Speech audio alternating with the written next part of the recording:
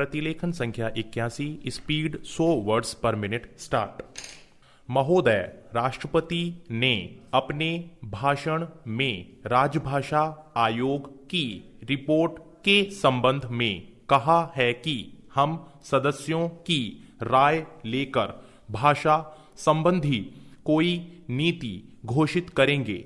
मैं समझता हूं कि भाषा का प्रश्न इतना जटिल नहीं था जितना कि उसको बना दिया गया है।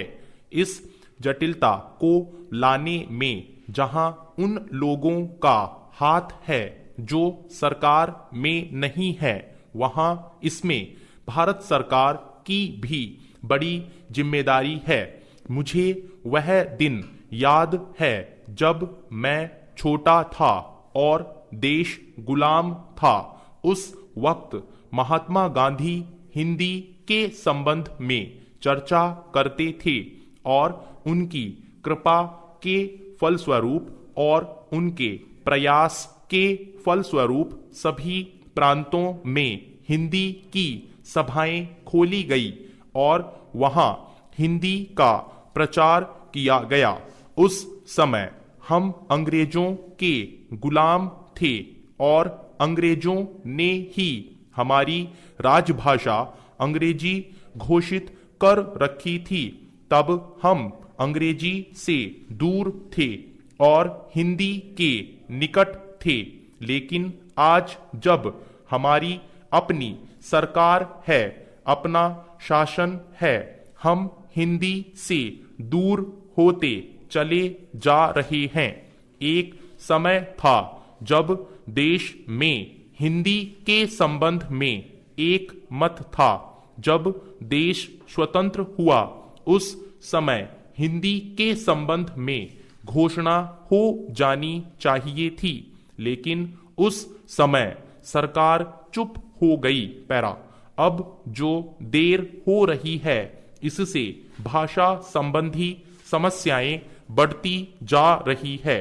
मैं नम्रता के साथ सदन के सदस्यों के सम्मुख यह निवेदन करना चाहूंगा कि कितनी विचित्र स्थिति है कि आज हमको अंग्रेजी भाषा का मोह पैदा हो रहा है। आज हिंदी देश की मुख्य भाषा है, इसमें कोई दो मत नहीं हो सकते। यह सबसे अधिक बोली जाने वाली भाषा है। आज इसका विरोध बढ़ता जा रहा है। कुछ ऐसी बातें हो रही है जिससे मालूम होता है कि हिंदी का विरोध प्रादेशिक भाषाओं से है, लेकिन ऐसा नहीं है। सच पूछा जाए तो बात यह है कि अंग्रेजी भाषा के स्थान पर हिंदी को लागू करने का प्रश्न है। प्रांतों में काम प्रादेशिक भाषाओं में हो, किंतु केंद्र में तो हिंदी भाषा भाषियों को और कुछ जो अहिंदी भाषा भाषी लोग हैं, उनको यह गलत फहमी हो रही है कि हिंदी वाले बलपूर्वक हिंदी को राजभाषा बनाना चाहते हैं, लेकिन इसमें कोई इस प्रकार का प्रश्न नहीं है। यह तो केवल आपस में समझने का प्रश्न है। किसी स्वतंत्र देश में ऐसा नहीं है। स्टॉप। प्रतिलेखन संख्या 82, स्पीड 100 वर्ड्स पर मिनट स्टार्ट। महोदय, राष्ट्रपति के अभिभाषण में राष्ट्र की दशा का जो भी चित्रण किया गया है, उसे देखकर भविष्य के बारे में जनता के मन में अच्छे जीवन की आशा उत्पन्न होना कठिन है। अभिभाषण में अधिक बल शासन ने अभी तक जो कुछ किया है उसकी ओर दिया गया है, जबकि यह सदन और राष्ट्र की जनता आज हमारे सामने जो संकट खड़े हैं, उनका निराकरण किस प्रकार किया जाएगा, इसके संबंध में मार्गदर्शन की आशा करती थी। राष्ट्र जीवन के भिन्न भिन्न क्षेत्रों में सरकार द्वारा अपनाई गई नीतियों के जो परिणाम हुए हैं वे हमारे सामने हैं और मुझे यह देखकर बड़ा दुख हुआ है कि राष्ट्रपति महोदय के अभिभाषण में राष्ट्र की सुरक्षा के लिए, एकता के लिए जो नए नए संकट खड़े हो रहे हैं उनका कोई उल्लेख नहीं किया गया है। पैरा कुछ ही दिन हुए हमारे रक्षा मंत्री ने एक भाषण में कहा था कि भारत 100% सुरक्षित नहीं है। किसी देश का रक्षा मंत्री सार्वजनिक रूप से इस तरह के विचार व्यक्त करे तो यह प्रश्न स्वाभाविक रूप से खड़ा होता है कि राष्ट्र की सुरक्षा की ओर जो कि सर्वोपरि है ध्यान देने के लिए पूरा प्रयत्न क्यों नहीं किया गया। सभी जानते हैं कि सुरक्षा के लिए जो भी संकट है वह हमारे पड़ोसी से है और वह पड़ोसी आणविक शस्त्रों की मांग कर रहा है।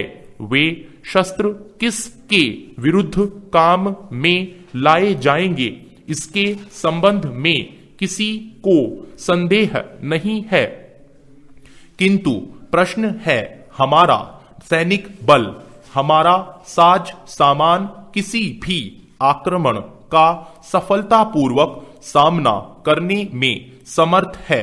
मैं यह स्वीकार करता हूं कि किसी बड़े युद्ध की आशंका नहीं है, किंतु पाकिस्तान के नेता अपनी जनता का ध्यान वहां की गिरती हुई आर्थिक स्थिति से दूर करने के लिए किसी भी समय कश्मीर के प्रश्न पर अंतरराष्ट्रीय सैनिक हस्तक्षेप को निमंत्रण देने के लिए झगड़ा कर सकते हैं और कोई भी परिस्थिति उत्पन्न हो देश की जनता इस सरकार से यह आश्वासन चाहती है कि जहां तक पाकिस्तान के आक्रमण का प्रश्न है भारत 100% सुरक्षित है।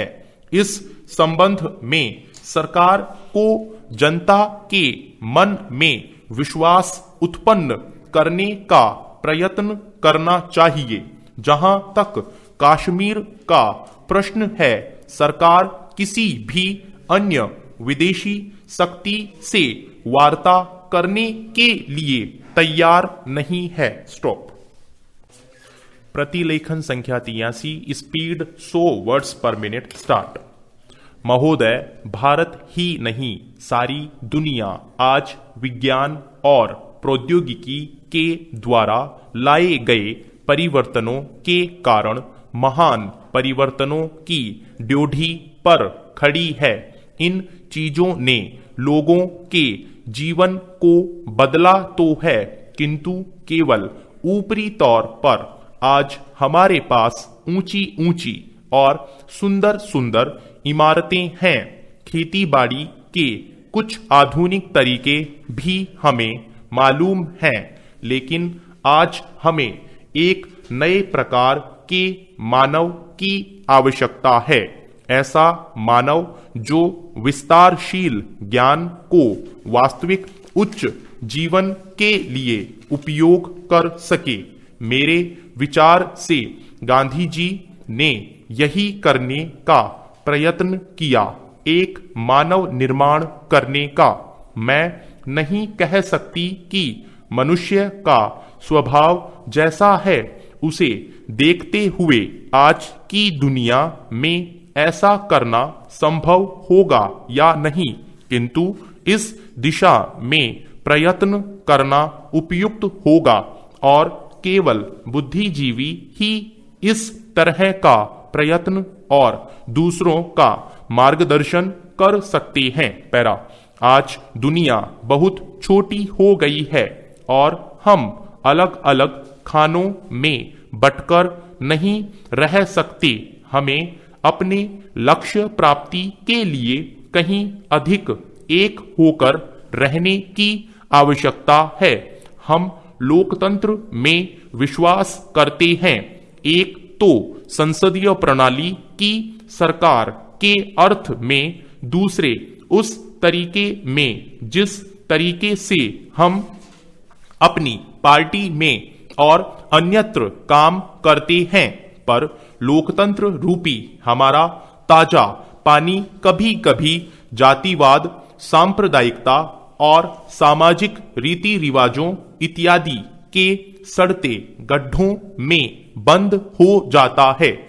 आपके पास लोकतंत्र है, आपके पास वोट का अधिकार है, या आप अपने विचारों को खुलकर प्रकट कर सकते हैं। इन सब के तब तक कुछ अर्थ नहीं होते जब तक आप इस प्रक्रिया से सामाजिक जीवन में परिवर्तन की नई धाराएं उत्पन्न नहीं कर देते, जो हमारे लोगों के हर वर्ग और स्तर में समा जाए। प्रस्ताव पास कर देना बहुत सरल है, पर उसका कार्यान्वयन करना सरल नहीं है। पैरा, हम जानते हैं कि स्थिति या पद में कुछ लोगों का निहित स्वार्थ हो जाता है और कुछ एक का किन्हीं दूसरी चीजों में, लेकिन सबसे बड़ा निहित स्वार्थ है भय, जो जाना पहचाना है उसे परिवर्तित करने का भय। हम जानते हैं कि अमुक चीज बुरी है, फिर भी हम उसे परिवर्तित करने से डरते हैं। लेकिन आज हम इस तरह बड़े बड़े परिवर्तनों के बिना वास्तव में जीवित ही नहीं रह सकते। हम परिवर्तन लाएं कैसे? हम लोगों को इस बात का कैसे विश्वास दिलाएं कि परिवर्तन आवश्यक है? स्टॉप। प्रतिलेखन संख्या 84, स्पीड 100 वर्ड्स पर मिनट, स्टार्ट। महोदय, पिछले कुछ वर्षों में सभी राजनीतिक दल किसी न किसी तरह से जनता से दूर हो गए हैं। आज हम और आप दोनों को अपनी जड़ों को फिर से जमाना होगा। जनता से प्रेरणा लेनी होगी। हमें जनता की आकांक्षाओं, उसकी मांगों और उसकी आवश्यकताओं के अनुसार चलना होगा। अपने देश के विशाल आकार के कारण यह बहुत बड़ा काम है, लेकिन उस आदमी के लिए कुछ भी असंभव नहीं जिसने कुछ करने के लिए कमर कस ली हो। कुछ देशों में लोग चढ़ने के लिए पहाड़ों की ऊंची से ऊंची चोटियों की तलाश में रहते हैं, ताकि उनके मन और काम की चुनौतियों का समाधान हो सके। कुछ दूसरे छोटी छोटी नावों में सागरों और महासागरों को पार करने के लिए निकल पड़ते हैं। ये सब असाधारण उद्यम हैं, किंतु हमारी चुनौतियां तो हमारे दरवाजे पर ही दस्तक दे रही है। हमें ऊंचे ऊंचे पर्वतों पर या गहरे सागरों तक जाने की आवश्यकता नहीं। हमारे हर गांव में गरीबी है और घर घर में जात पात है। ये वे पर्वत हैं जिन पर हमें चढ़ना है, और वे ये महासागर हैं जिन्हें हमें पार करना है। मुझे मालूम है कि हम में वह शक्ति है। मैं जानती हूं कि हम में क्षमता है, केवल प्रश्न है करने का। और मैं आशा करती हूं कि यह सम्मेलन उस दिशा में ले जाने वाला एक छोटा सा कदम होगा। आदमी के चंद्रमा पर पहुंचने के बाद किसी ने कहा था कि वह कदम रखने वाले के लिए छोटा सा कदम है, किंतु मानव जाति के लिए बहुत बड़ा कदम था। अतः मेरे विचार से आप कह सकते हैं कि आपके लिए यह छोटा कदम होगा, लेकिन यदि आप सफल हुए तो भारत के लिए यह महान कदम होगा। पैरा। मैं आशा करती हूं कि आप इसे ध्यान में रखेंगे और दूसरों में उत्साह पैदा कर सकेंगे, क्योंकि किसी भी तरह की उपलब्धि के रास्ते में सबसे बड़ी बाधाओं में से एक है हमारे बुद्धिजीवियों, हमारे पत्रकारों इत्यादि में व्याप्त अविश्वास या संदेह वृत्ति। इस बाधा को हटाना होगा।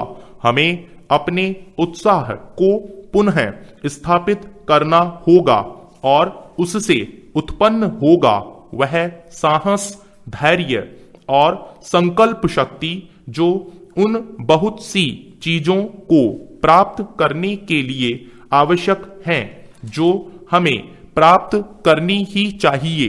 जब कभी राजनीतिक जीवन और बौद्धिक जीवन में निकट का संबंध रहा है तो दोनों को लाभ पहुंचा है। स्टॉप। प्रतिलेखन संख्या 85, स्पीड 100 वर्ड्स पर मिनट। स्टार्ट। सभापति महोदय, जो रिपोर्ट मद्य निषेध के संबंध में सदन के सामने प्रस्तुत हुई है, मैं उसके संबंध में अपने विचार रखने जा रहा हूं। इस रिपोर्ट के 2 भाग हैं। इन दोनों भागों में बहुत सी बातों का वर्णन किया गया है। बहुत सारी विवेचना इस रिपोर्ट के अंदर है। मैं इसके विस्तार में जाना नहीं चाहता हूं, लेकिन कुछ ठोस और विशेष बातें आपके सामने रखना चाहता हूं। पहली बात तो यह है कि क्या नशाबंदी हमारे लिए आवश्यक है?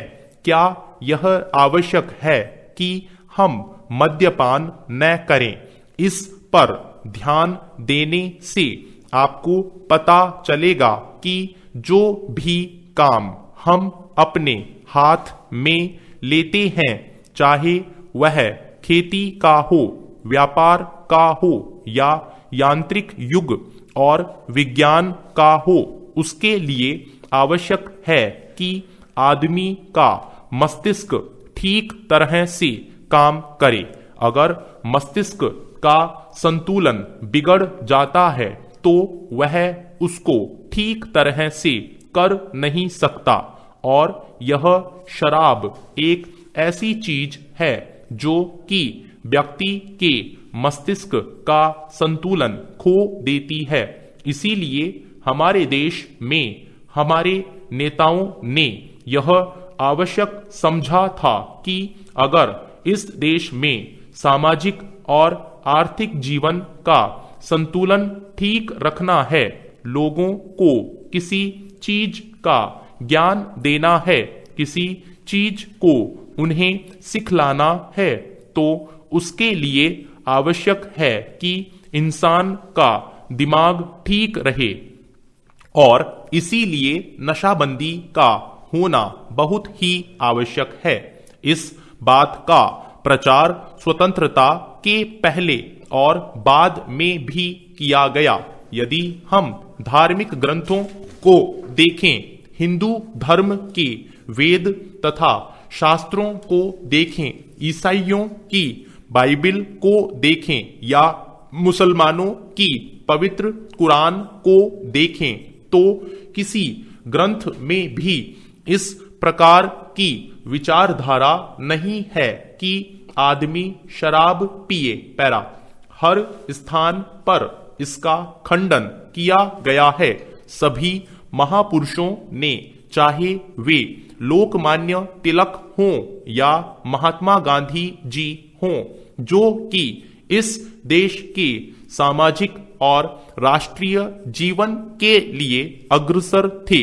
उन्होंने भी इस बात का खंडन किया है और कहा है कि नशा इंसान के लिए कोई अच्छी चीज नहीं है और इसलिए उसका उपयोग नहीं करना चाहिए। मैं आपके द्वारा इस सदन का ध्यान दिलाऊंगा कि शराबबंदी को जहां जहां भी ढील दी गई है वहां पर देखने से पता चलता है कि हालत कितनी खराब हुई है। स्टॉप।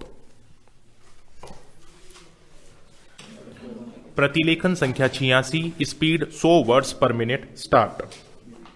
सभापति महोदय, शराब पीने से शारीरिक हानि और आर्थिक हानि तो होती ही है, साथ ही साथ सामाजिक जीवन में भी वह बहुत बुरी सिद्ध होती है। जहां पर नशाबंदी खुल गई है, मुझे पता है कि महाराष्ट्र और आंध्र के कुछ ऐसे हिस्से हैं जहां पर शराबबंदी लागू नहीं है। वहां पर दिन दिन अपराध बढ़ते जा रहे हैं। पैरा। मान्यवर, इस अनुदान पर जब हम विचार कर रहे हैं तो हमारे सामने 3 परिस्थितियां हैं। नक्सलवादी किसान विद्रोह, देश के अनेक भागों में अकाल की काली छाया और आंदोलनों की बढ़ती हुई लहर। मैं निश्चित रूप से कह सकता हूं कि सरकार की अब तक की खाद्य नीति और कृषि नीति असफल सिद्ध हुई है। इसका मूल कारण क्या रहा? कारण केवल एक रहा है कि क्रांतिकारी भूमि सुधार अब तक 55 वर्ष के अंदर भी नहीं किए जा सके, जबकि स्वतंत्रता प्राप्ति के 5 वर्ष में वे कर दिए जाने चाहिए थे। इसीलिए हम इस क्षेत्र में अब तक असफल सिद्ध हुए हैं। राष्ट्रीय स्वतंत्रता और संग्राम के जमाने में सबसे आकर्षक नारा हिंदुस्तान के करोड़ों मानवों को, किसानों को दिया गया था, यानी जमीन उनको दी जाए जिनके हाथ जमीन जोतते हैं। लेकिन वह राष्ट्रीय आदर्श आज तक भी चरितार्थ नहीं किया जा सका है। एक तरफ करोड़ों एकड़ परती बंजर जमीन पड़ी है जो कि सरकारी आंकड़ों के हिसाब से 11 करोड़ एकड़ से कम नहीं है। इन जमीनों का उपयोग न होने के कारण से आज किसानों की समस्या हमारे लिए एक महान विभीषिका का प्रश्न बन गई है।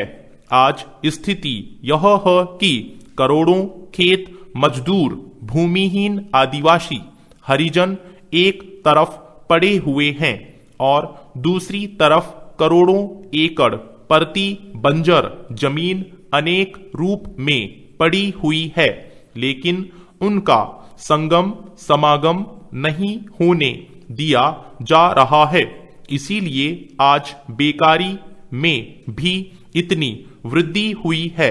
हम यह नहीं कहते कि परती बंजर जमीन को भूमिहीनों में बांटने और भूमि सुधार के क्रांतिकारी कानून से सारी बेकारी दूर हो जाएगी, लेकिन इसमें संदेह नहीं है कि उससे बेकारी की गिनती में बहुत बड़ी कमी होगी।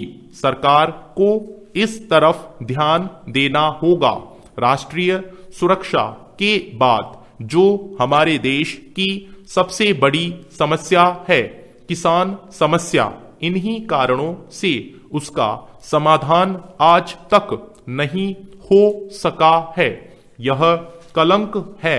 हमें हर संभव रूप में किसान की सहायता करनी चाहिए। स्टॉप।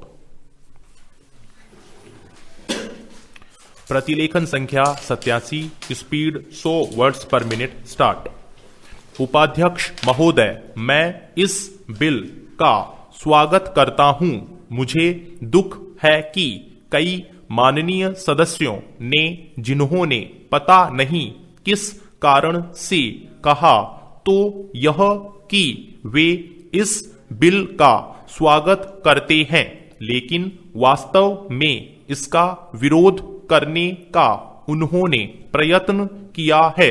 पैरा, आखिर इस बिल में कौन सी ऐसी चीज है जो कि हिंदी को कोई एक विशेष स्थान दिलाती है? मैं पहले ही इस चीज को साफ कर देना चाहता हूं कि मैं उन लोगों में से नहीं जो कि हिंदी के लिए कोई विशेष स्थान चाहते हैं। मुझे तो ऐसा लगता है कि जो सदस्य महोदय ऐसा कहते हैं कि इस बिल के द्वारा हिंदी को कोई विशेष स्थान दिया जा रहा है, उन्हें वास्तव में हिंदी का इतिहास मालूम नहीं है। हिंदी कुछ उन लोगों की भाषा है जो राष्ट्रीय विचार के थे, जिनका कि राष्ट्रीय आंदोलन में बहुत हाथ था। उन्होंने इसका प्रचार किया। यह ध्यान देने की बात है कि राष्ट्रीय आंदोलन के समय में हिंदी की एक ही संस्था नहीं थी, बल्कि दूसरे राष्ट्रीय विद्यालय भी थे और महात्मा गांधी के आदेश के अनुसार वे राष्ट्रीय विद्यालय काम करते थे। उनके द्वारा भी कुछ डिग्रियां और उपाधियां आदि बांटी जाती थी। पैरा, अब इन विद्यालयों द्वारा उपाधि बांटने का काम जो कि उनके द्वारा पहले से किया जा रहा है, उसी को इस बिल के द्वारा यदि जारी रखा जाता है तो मेरी समझ में नहीं आता कि कैसे कुछ लोग यह समझ लेते हैं कि इस बिल द्वारा हिंदी को कोई विशेष स्थान दिया जा रहा है। मैं नहीं समझता कि इसमें हिंदी को कोई विशेष स्थान दिए जाने की बात है, और जैसा मैंने पहले निवेदन किया, मैं उन लोगों में से नहीं हूं जो कि चाहते हैं कि हिंदी को कोई विशेष स्थान दिया जाए, लेकिन मैं एक बात अवश्य उन लोगों से पूछना चाहता हूं। जब भी उन्हें अवसर मिलता है, किसी न किसी तरीके से एक ऐसे राष्ट्रीय निश्चय का जो कि आज नहीं बल्कि आज से कई वर्ष पहले लिया गया था, उसका विरोध करने के लिए तैयार रहते हैं। संविधान में राजभाषा के संबंध में स्पष्ट व्यवस्था दी हुई है, तो भी मेरे यह मित्र उसका विरोध करने का प्रयत्न करते हैं। क्या उनके सामने देश की एकता के लिए कोई दूसरा रास्ता है? स्टॉप। प्रतिलेखन संख्या 88, स्पीड 100 वर्ड्स पर मिनट स्टार्ट। उपाध्यक्ष महोदय, हम सभी यह मानते हैं कि आज ऐसे समय में जबकि देश के सामने बहुत कठिन समस्याएं हैं, यह सदन एक महत्वपूर्ण प्रश्न पर विचार कर रहा है। माननीय प्रधानमंत्री जी ने आज जो भाषण इस सदन में दिया है और जो अपील उन्होंने राष्ट्र के नाम प्रसारित की है, उसके लिए हम उनको हृदय से धन्यवाद देते हैं। आज उन्होंने अपने भाषण में यह बिल्कुल बता दिया है कि यद्यपि हम हिंदुस्तान वासी शांति चाहते हैं और हमने बराबर हर कीमत पर शांति को बनाए रखने की कोशिश की है, लेकिन इसका यह अर्थ नहीं हो सकता कि हम अपनी सीमाओं का उल्लंघन सहन करें या अपने राष्ट्र की कोई भूमि किसी को देकर के शांति स्थापित करने का प्रयत्न करें। प्रधानमंत्री जी ने सदन के सामने जो भाषण दिया है और जो आंकड़े सदन के सामने रखे हैं, सचमुच उनसे यह स्पष्ट प्रकट हो जाता है कि हमारी जिन सीमाओं का आज पाकिस्तान अतिक्रमण कर रहा है, वे सीमाएं और वह भूमि सब हमारी है। इस समय पाकिस्तान का जो रवैया है वह कोई नई बात नहीं है। हमने बराबर पाकिस्तान की ओर मित्रता का हाथ बढ़ाया है, लेकिन पाकिस्तान ने बराबर उस हाथ को काटने का प्रयत्न किया है। देश के विभाजन के समय से लेकर हमने बराबर हर प्रश्न का, हर विषय को मित्रता से तय करने का प्रयत्न किया है, चाहे पाकिस्तान का रुख किसी भी प्रकार का क्यों न रहा हो। देश के विभाजन के समय हमने पाकिस्तान के साथ में जो समझौता किया, उसके अनुसार हमने पाकिस्तान को उसके हिस्से से अधिक दिया। पैरा। उसके पश्चात भी जब जब कोई प्रश्न हमारे सामने आए, हमने उनको उचित प्रकार से तय करने का प्रयत्न किया। आज भी पाकिस्तान की तरफ हमारा करोड़ों रुपए का कर्ज है, जिसको पाकिस्तान ने आज तक नहीं दिया है, लेकिन फिर भी हमने पाकिस्तान के साथ अच्छा बर्ताव रखा है। आज तक जो रुख पाकिस्तान अपनाता रहा करता है, अगर वही रुख हम भी अपनाते तो नहर के पानी को बंद करके पूरे पाकिस्तान को वीरान कर सकते थे, किंतु हमने ऐसा नहीं किया। एक देश के साथ दूसरे देश के संबंध आपसी सद्भाव और नैतिकता के आधार पर ही स्थापित रह सकते हैं। स्टॉप। प्रतिलेखन संख्या 89, स्पीड 100 वर्ड्स पर मिनट स्टार्ट।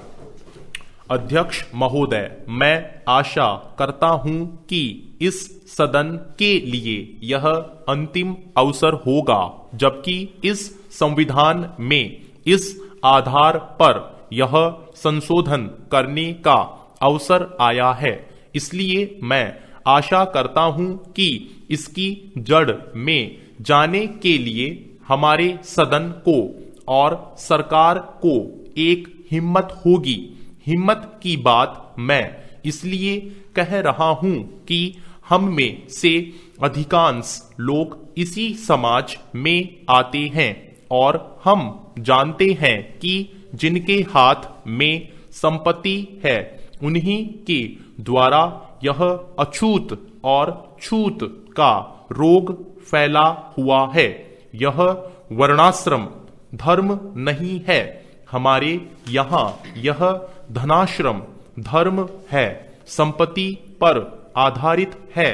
और इसके लिए मैं इतनी ही आशा कर लेता हूं कि आज अभी जो देश के विभिन्न भागों में जमीन कुछ हाथों में केंद्रित है, जब तक जमीन के एकाधिकार को हम नहीं तोड़ सकेंगे, जो कुछ लोग सैकड़ों और हजारों एकड़ रखे हुए हैं, जिनमें अधिकांश सदस्य भी इस सदन में सम्मिलित हैं, तब तक यह समस्या हल नहीं होगी।